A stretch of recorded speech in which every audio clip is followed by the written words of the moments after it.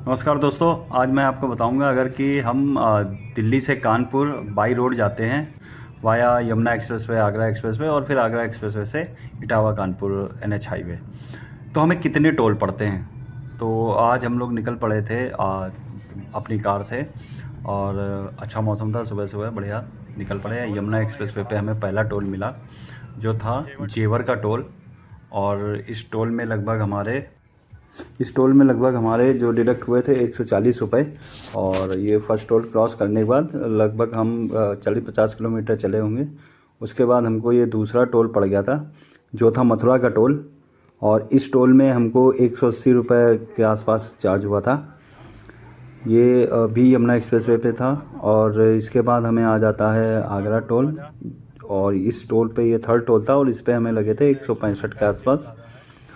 इस टोल को क्रॉस करने के बाद ऑलमोस्ट यमुना एक्सप्रेस पे ख़त्म हो जाता है। फिर हमको फोर्थ टोल जो पड़ता है वो पड़ता है इनर रिंग रोड का, जो कि ये आपको 45-50 रुपये के आसपास कॉस्ट थी इसकी।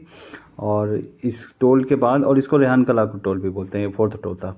इसके बाद हम आगरा एक्सप्रेसवे पे आ जाते हैं, और आगरा एक्सप्रेसवे से हमको 21 किलोमीटर बाद फिफ्थ टोल पड़ता है जो करीब 180 रुपये का कॉस्ट था। ये भी आगरा ही टोल बोलते हैं, एलएफ मेन प्लाजा इसका नाम होता है।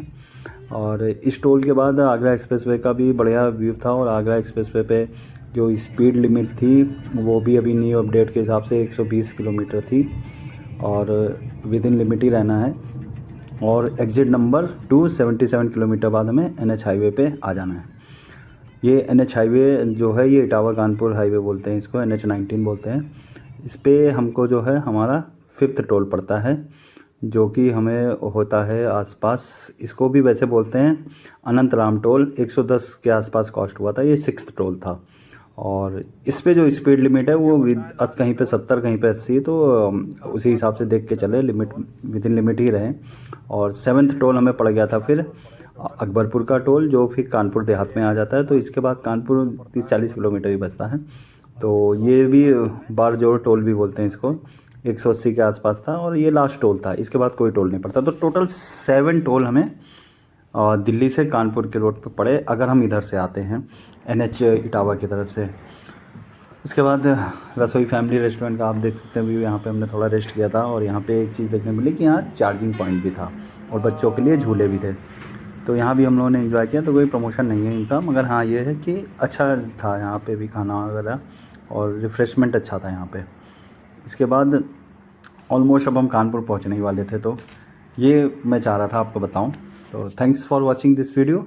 लाइक एंड सब्सक्राइब करें चैनल को इसी तरह के अपडेट देने के लिए, और मोटिवेट करें हमें। Thank you.